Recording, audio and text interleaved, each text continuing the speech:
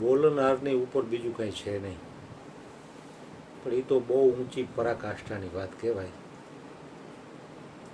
આજે 9 થી 9:30 ઓલા કૃપાલીજી મહારાજનું સત્સંગ આવતો હતો ખરા. જગતગુરુ કૃપાલુજી મહારાજ અત્યારે શરીરથી નથી, વૃંદાવન વાળા.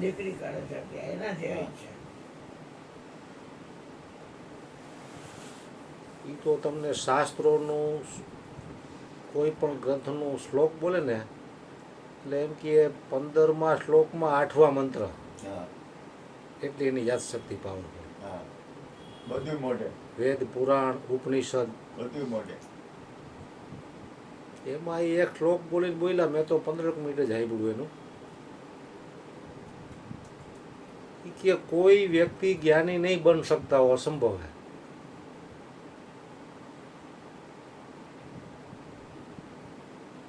कि भगवान की गुणमयी जो माया है ना, उसमें भगवान में जितनी शक्ति उतनी शक्ति उसमें है. એને ભરત મુનિનો દાખલો આપ્યો હરણમાં ફસાણાનો. कि ऐसे तो कई महात्मा है, ऋषि मुनि है. कोई व्यक्ति ज्ञानी नहीं बन सकते, वो असंभव है. लेकिन श्री कृष्ण की शरण में जो चला जाता है, उनकी जो कृपा उतरती है तो बन सकता है. बाकी कोई व्यक्ति चाहे कि मैं ज्ञानी बन जाऊं तो असंभव है. कि भगवान की गुणमयी माया ऐसी है, भगवान में जितनी शक्ति है ना उतनी ही शक्ति उस माया में है. इससे कोई पार नहीं हो सकता. वो कैसे लपेट ले उसका पता ही नहीं चलता.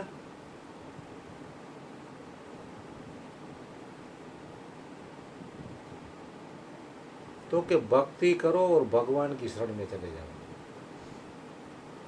भगवान की कृपा से ये हो सकता है, तो नहीं बन सकता है.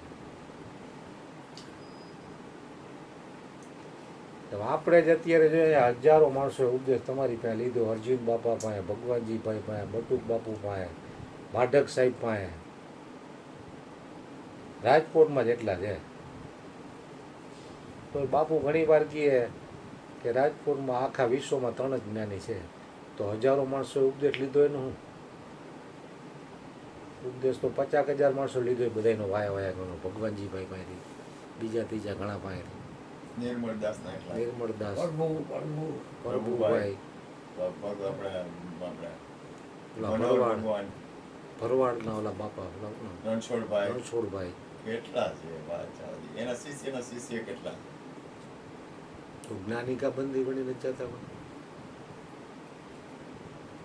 કારણ કે ઉપદેશ કારણે જ પ્રમાણ મળી જાય છે. તન મન ધન આપ્યા પછી એને પૂછે તમારું નામ શું, તો કે ગોરધનભાઈ. અડીઓ હા કરી લ્યો, ખાઈ લીધી ને. એટલે જ્ઞાન માર્ગમાંથી નિષ્ફળ ગયું હોય. પછી ગુરુ મહારાજ ભક્તિ માર્ગ બતાવે છે.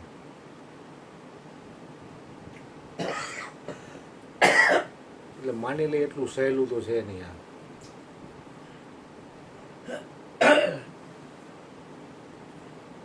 કારણ કે પોતાનો પુરુષાર્થ હોય ને ભગવાનની શરણાગતિ હોય તો શક્ય બને.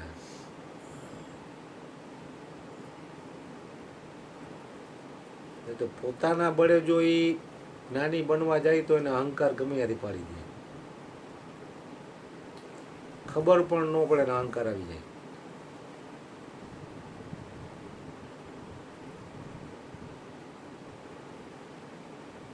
કારણ કે અનેક પ્રકારની પછી વાહવાહી મળે એને, માન મળે, લોકો પૂજવા માંડે એને, એટલે એ પતન કરે પાછું.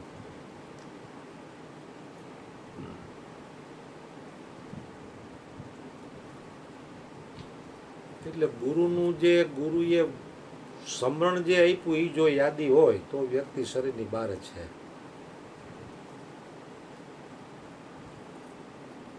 પણ સમરણની યાદી પણ સત્સંગ વગર આવે એમ નથી. समरण की सुध लेता है भीड़ पड़े गजराज, जाका कुड़ में कोई नहीं ताको गरीब निवाज.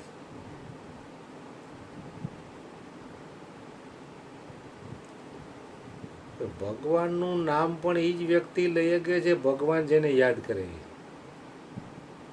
નહીંતર આ જીવની શું તાકાત એ ભગવાનનું નામ લઈ શકે?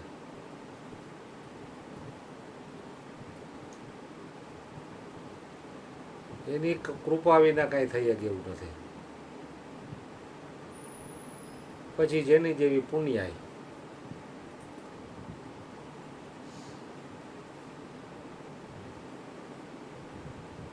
वक्त से पहले किस्मत से ज़्यादा और किसी को ना मिला है और मिलेगा.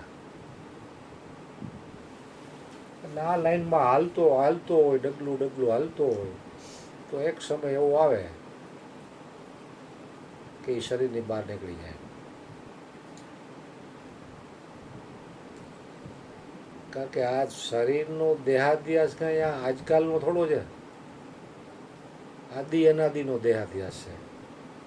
આદિ અનાદિથી આ જીવ જે યોની એને પ્રાપ્ત થાય એમાં એને હું માને છે.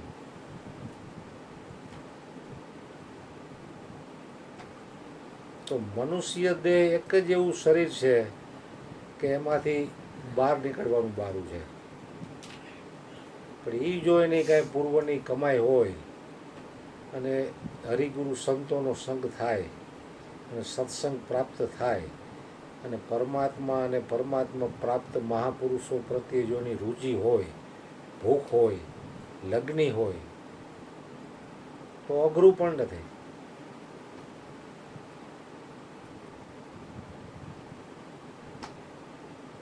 જેવી રીતે નાશવંત સંપત્તિ મેળવવી હોય તો માણસ કેવો પુરુષાર્થ કરે અને મેળવી લે છે કે નહીં? તો એટલો પુરુષાર્થ શાશ્વત સંપત્તિ માટે નથી.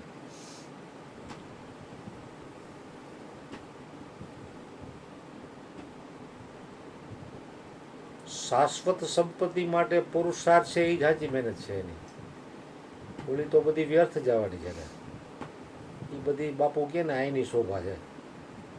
આંખ મીચાણી એટલે વાત પૂરી.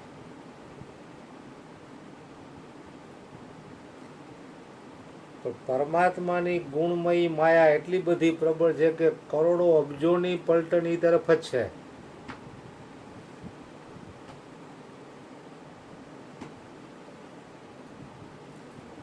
જે તરફ જેટલી મોટી બહુમતી એનો વિશ્વાસ તરત આવી જાય.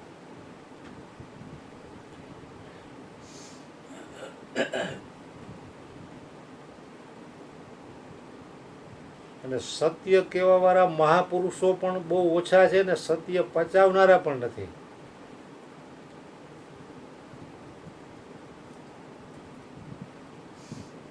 અસત્ય તરત પચી જાય. ખોટી ખુશામત કરો, વાહ વાહી કરો, વાહ ભાઈ વાહ તમારું કામ બહુ ઊંચું હો, એમાં મજા આવશે.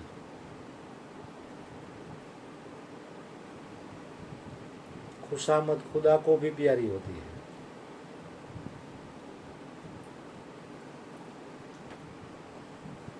જેવી રીતે એક મૂર્તિ બનાવવી હોય તો કેટલા ટાંકણા ખમે ત્યારે એ મૂર્તિ બને.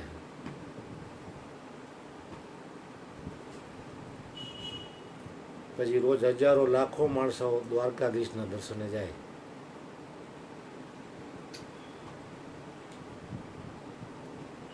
એના ભોગ ને શયન ને આરતી સંધ્યા આરતી બ્રહ્મોત્તમ આરતી બધું થાય.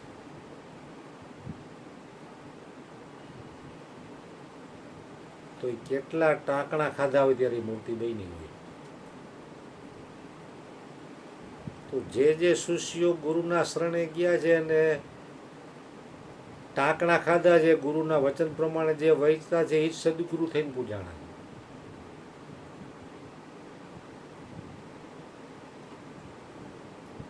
એમનો કઈ મફતમાં તો આ વસ્તુ પ્રાપ્ત થાય એવી નથી. મફતમાં કઈ મળે એમ નથી અને મફતમાં મળશે એની કદર કે કિંમત પણ નહીં થાય.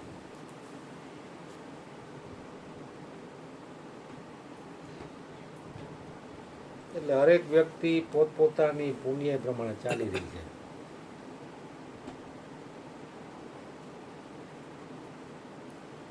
સત્સંગની કોઈને જરૂર છે કે નથી જરૂર એ આમ જોઈ તો આપણે વાત કરી છીએ પણ એમાંય આપણે પડવા જેવું નથી. એમાં પડીને આપણું બગડે એવું છે. કારણ કે કળિયુગમાં આમ જ હોય.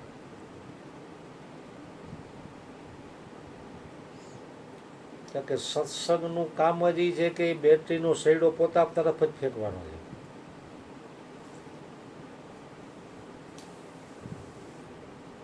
બીજા તરફ ફેંકશું તો જાણતા અજાણતા આપણે રાગ દ્વેષ થઈ જશે. એમાં આપણું પતન છે. કારણ કે રાગ અને દ્વેષ છે ને એ ચિત્તને મલિન કરવા વાળી મોટામાં મોટી અવદશા છે.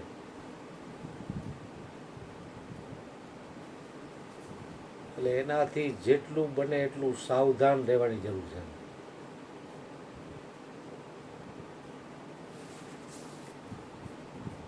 તમારા અહીંયા આગળ આટલા વર્ષોથી સત્સંગ ચાલે છે તો અહીંયા કોઈ એવી વ્યક્તિ આવે તો રાગ દ્વેષ થાય, થોડા ઘણા નાના મોટા. અમે વાળી વ્યક્તિ કોઈ એવું વર્તન કરે તો થાય. તો અમારે સંસારમાં ડગલે ને પગલે થતા હોય.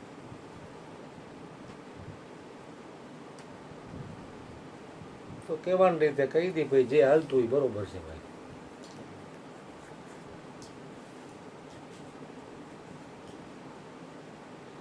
બેઠા દોઈએ બકરા, ઊભા દોઈએ ઊંટ, જેવો વાયે વાયરો તેવી દઈએ પૂંઠ.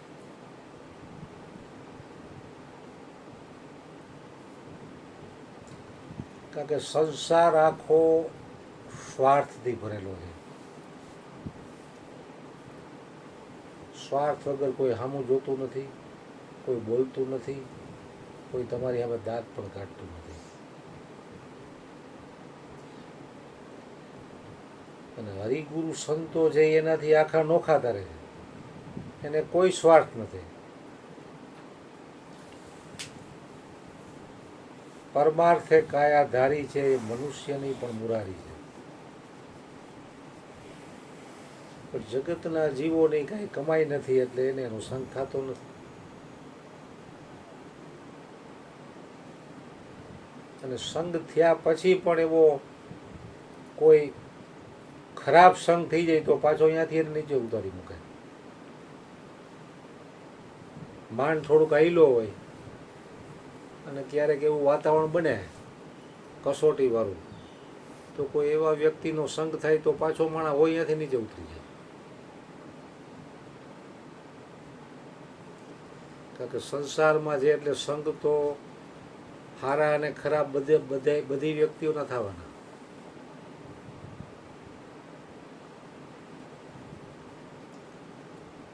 તો પરમાત્મા પ્રત્યે અને સદગુરુ પ્રત્યે જો લો લગન હોય તો એ વ્યર્થ વાણી વિલાસમાં ક્યાંય પડતો નથી. જ્યારે જ્યારે સમય મળે ત્યારે પોતાની યાદી કરે, એમાં જ એનું કલ્યાણ છુપાયેલું છે. કારણ કે સત્સંગમાં તો આપણે સાંભળ્યું, કાંઈ બોલ્યા, કાંઈ વાંચ્યું, પણ ધીરે ધીરે જ્યારે દિવસના સમય મળે ત્યારે એનું ચિંતન, મનન અને નિધિધ્યાસનથી જ કલ્યાણ છે.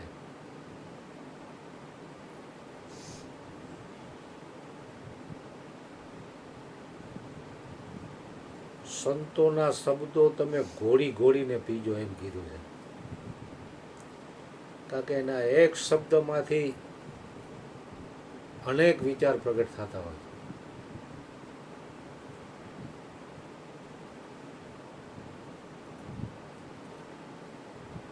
જે ઓલી ગાય છે એ લૂસ લૂસ ઘાસ ખાઈ લે અને પછી બેઠી બેઠી વાગોડે, પછી જ એના શરીરને પુષ્ટિ મળે છે. તો આ સત્સંગ પણ એમ જ છે. ભલે અહીંયા ન આવી શકતા હોય તો ઘરે બેઠા યુટ્યુબમાં કોઈ જોઈ લે, તો જ્યારે જ્યારે એને સમય મળે ત્યારે એનું ચિંતન, મનન અને નિધિધ્યાસન થઈ શકે છે. જે વ્યક્તિએ પોતાનું કલ્યાણ કરવું છે એના માટે. હરિગુરુ સંતો તો આખા બ્રહ્માંડનું જીવ માત્રનું કલ્યાણ કરવા બેઠા છે અને ઈચ્છે છે. પણ જીવ પોતાનું કલ્યાણ કરવા ઈચ્છે તો થાય ને.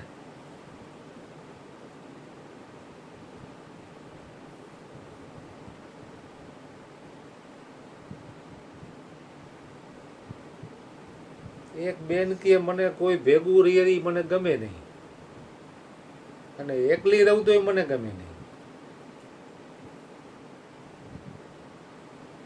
કોઈ વ્યક્તિ એને ભેગી રહેવા આવે, હથવારો કરવા, તેની યારે જામે નહીં અને ગમે નહીં, બાજવાનું થાય. અને એ વહી જાય તો એકલું પણ એને ગમે નહીં, કંટાળો, તો એનું શું કરવું? જે વ્યક્તિને દુઃખી થવું છે ને, સાક્ષાત ભગવાન શિવજી કે રામ કે ગમે એ આવે ને, કૃષ્ણ, તો એને સુખી ન કરી શકે. દુઃખી જેને થવું છે એને કોણ સુખી કરી શકે? અને જેને સુખી જ થવું છે એને કોઈ તોયની તાકાત નથી તમે દુઃખી કરી શકે. સામેવાળો વ્યક્તિ બે શબ્દ બોલીને તમને દુઃખી કરે એટલે સમજી લેવાનું કે તમારા ટીવીનું રિમોટ તમે સામેવાળાને આપ્યું. એ દબ્બે ત્યારે તમારી ચેનલ ફેરવી દીધી.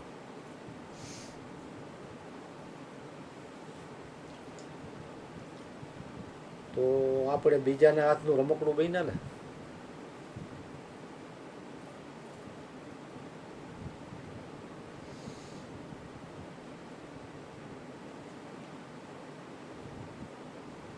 એટલે મહાપુરુષો આઠે પોર આનંદમાં છે, એને કોઈની તાકાત નથી એને દુઃખી કરી શકે.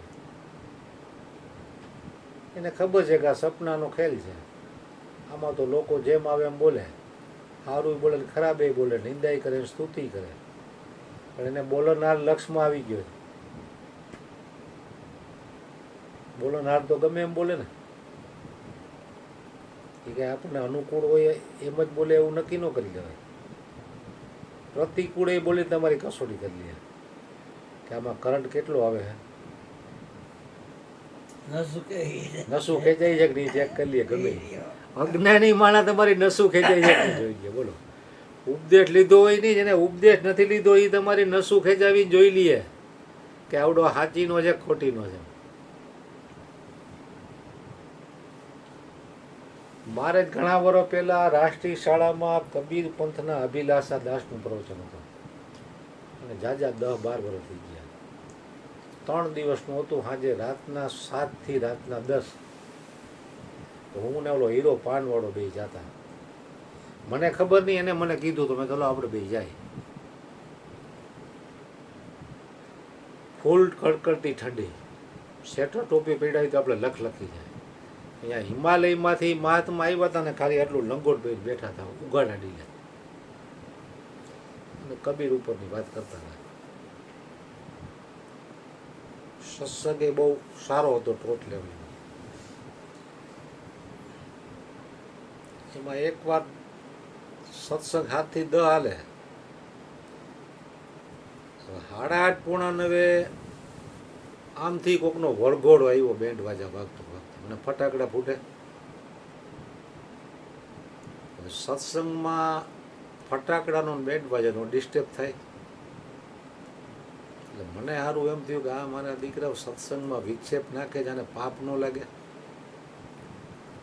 તો આ લોકોએ અહીંથી નીકળવું ન જોઈએ. કદાચ એને ખબર ન હોય તો પોલીસવાળા આવે એને કહેવું જોઈએ કે તમે કલાક ખમી જાઓ, અથવા બીજા રસ્તેથી ફૂલે ફૂલ્યો.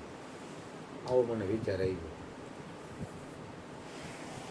જેમ જેમ નજીક આવતું ગયું ને એમ એક તો એ અભિલાષા દાસ બોલતા હતા ધીમા સ્વરે, એટલે માઇક હતું એટલે તમને સંભળાય ખરું, પણ બહારનો અવાજ આવે એટલે સંભળાય નહીં.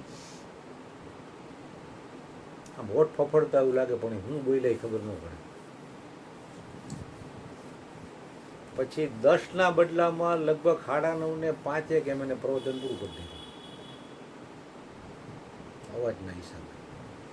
પછી હું બહાર નીકળ્યો તો અહીંયા રાષ્ટ્રીય શાળાના ગ્રાઉન્ડમાં 2 પોલીસવાળા હતા, અને એ બેન્ડ વાજાવાળું સરગજ કોઈ પાણીને આવ્યો હોય છે કે જાતો જે હોય તે.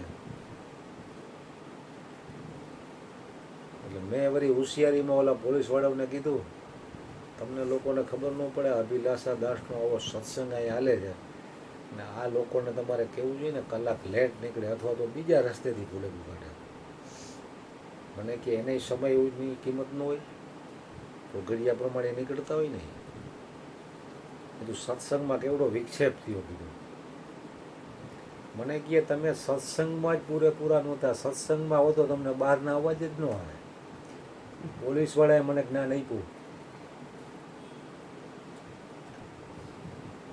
પોલીસવાળાઓને આવું એને મને જ્ઞાન આપ્યું. મને કહે તમે સત્સંગમાં હતા જ નહીં, કે હતા હોય તો તમને બહારના અવાજ જ ન આવે. પછી મેં મારી હોશિયારી રાખવા હાટું મેં શું કીધું, મેં તો અભિલાષા દાસે અડધી કલાક પ્રવચન પૂરું કરી દીધું, એનું ધ્યાન એમાં બહાર હશે ને.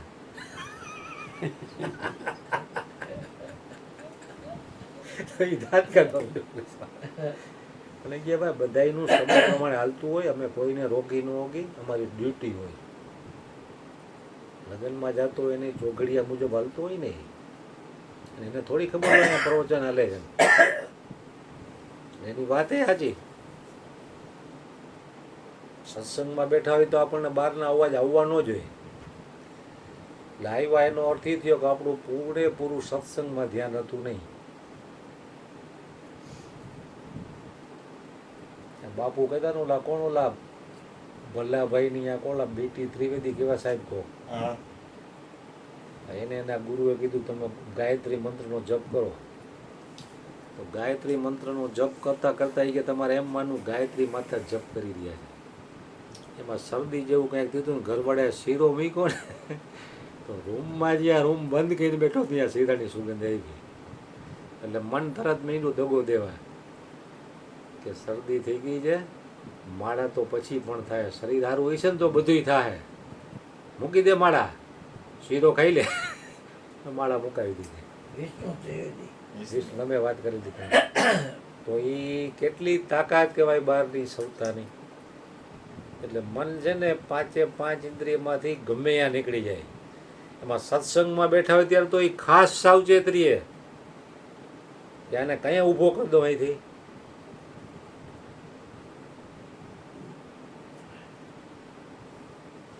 આપણે વાત વિષયાતીતની કરતા એને લક્ષ બાજુ આપણો વિષય હોય. હવે આગિયા થાય તેમ થાય જલ્દી ચા મૂકે તો સારું. મયુર બાપુ એમ કે કાંઈક 25 જણાને ફોન કર્યો, ભજીયા રાખ્યા કે સેન્ડવીચ રાખી છે. ઓલા દવાડા દે આવે પછી આમ ઘડિયાળ અમુક જોતા હોય, સેન્ડવીચ ચાલુ થઈ જ નહીં. સેન્ડવીચ ચાલુ થઈ ગઈ ઉગો સીધો બાયણે વિયો ગયો હોય.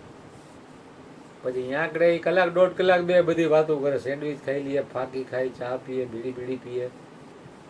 કારણ કે અહીંયા પાંચે પાંચ વિષય મળ્યા ને. હવે આ તો તમે બોલો એ જ અમારે સાંભળવાનું.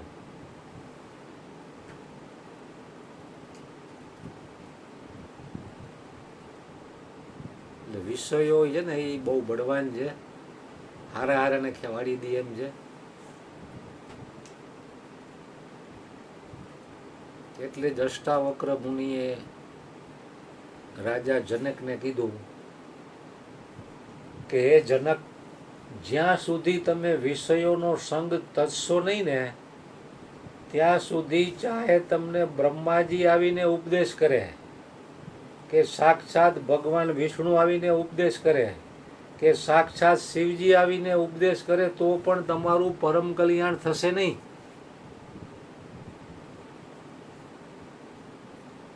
કે જનકને તો કેવી લો હતી.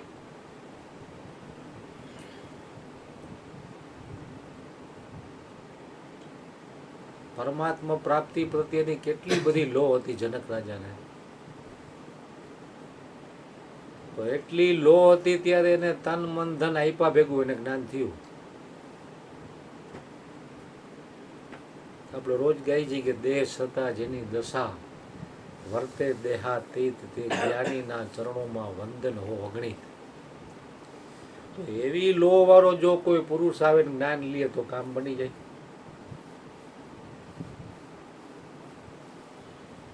તો બે દી કોક ભેગા ભાઈ હોય ને એમ કે ઉપદેશ લેવો તો કે આ લઈ લઈએ આપણે, તમે લીધો તો. કારણ કે ઓલો 5 વર્ષથી લીધેલો એનું જીવન એવું ને એવું હોય, કૂતરાય ખડ ન ખાય મારા જેવું. એના જીવનમાં કાંઈ પરિવર્તન ન આવ્યું એટલે બીજો ઉપદેશ લીધે ને કે આમાં કાંઈ ન, ખાલી વાત સાંભળી નીકળી જવાનું, બીજું શું હોય.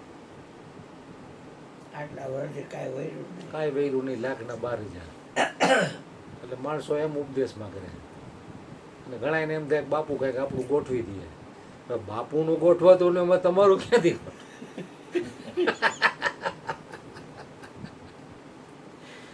એટલે અર્જુન બાપાએ કહેતા કે આમાં જેને કાંઈક જોઈ છે ને એ ફાવશે જ નહીં. જેને કાંઈ જોતું નથી, ખરેખર ગુરુથી કે ગોવિંદજી જેને પ્રીત છે ને એનું જ આમાં કામ છે. પોતાની રીતે કંઈક ગોઠવી લેવું જેનોમાં મેળે જ પડે એવું નથી. પોતાનું કે પોતાના કુટુંબનું કે પોતાના હગાવાલાઓનું કાંઈ પણ હરખું કરી લેવું છે ને એમાં મેળ નહીં થાય. કારણ કે ગુરુની પૂર્ણ કૃપા ઉતરે સંસારમાં તમને નિષ્ફળતા જ મળે. જ્યાં હાથ નાખો ત્યાં ડંખ આવે.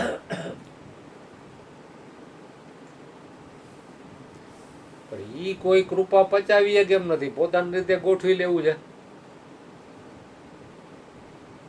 ત્યાં નેરી ડેમ પાસે ઓલા સુરેશ બાપુનો આશ્રમ હતો, આપણે ઘણા વર્ષો પહેલા ગયા હતા. હા, ડોક્ટર પોપટના બાપુજી. ત્યારે એને કીધું કે એક ફેક્ટરી હોય ને 2 3 4 કરી લઈએ, અથવા એક દુકાન હોય ને 2 4 5 કરી લઈએ, તો એમ કે એને પ્રગતિ, ડેવલપ કર્યું, પ્રગતિ. જગતના લોકો એમ કે આને હજી 2 વર્ષ કારખાનું કર્યું તો બીજું કર્યું. ફલાણાના છોકરાઓ બહુ સારી પ્રગતિ કરી. એક 4 વ્હીલર હતી અને 4 છે એની પાસે, સારી પ્રગતિ કરી. પણ એ કે અધ્યાત્મના જગતમાં હંકેલો એને પ્રગતિ કહેવાય. હંકેલો કોઈને કરવો ને, હંકેલો થાય એને પ્રગતિ કહેવામાં. હંકેલો કોઈને ગમતો નથી, પાથેરે જ જવું છે. એટલે જ આસારામ બાપુએ કીધું, બહુત પસારા મત કરો,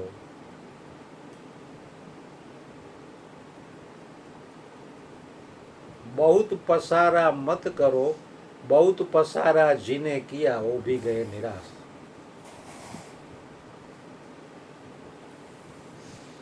તો જેટલો મોટો પસારો ને એટલો નીકળતા પાછો એટલો ટાઈમ લાગે એને.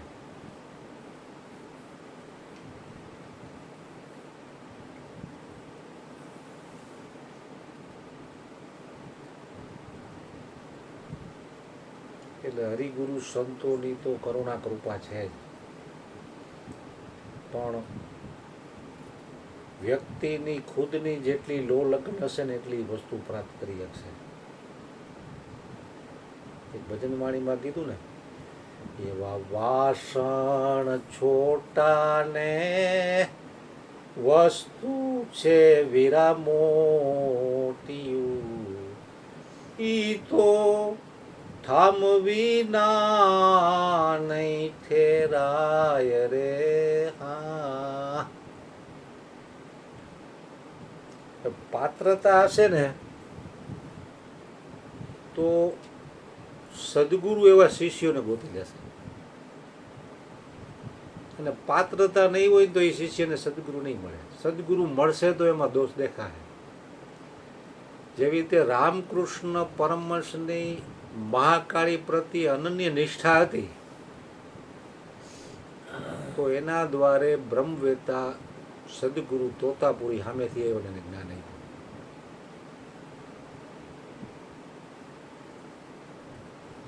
એવા પાત્ર શિષ્યો હોય તો સદગુરુને પણ એની તરફ આકર્ષણ થાય.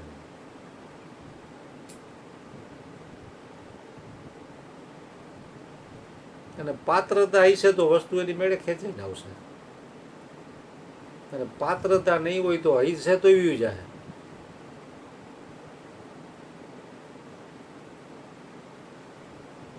સદગુરુ મહારાજશ્રીને આપણે હૃદયથી પ્રાર્થના કરીએ કે અમે સત્સંગમાં નિત્ય રમણ કરીને અમારામાં સત્સંગ પચાવવાની પાત્રતા આવે એવી તમે અમારી ઉપર કરુણા કરો. સદગુરુ મહારાજની જય.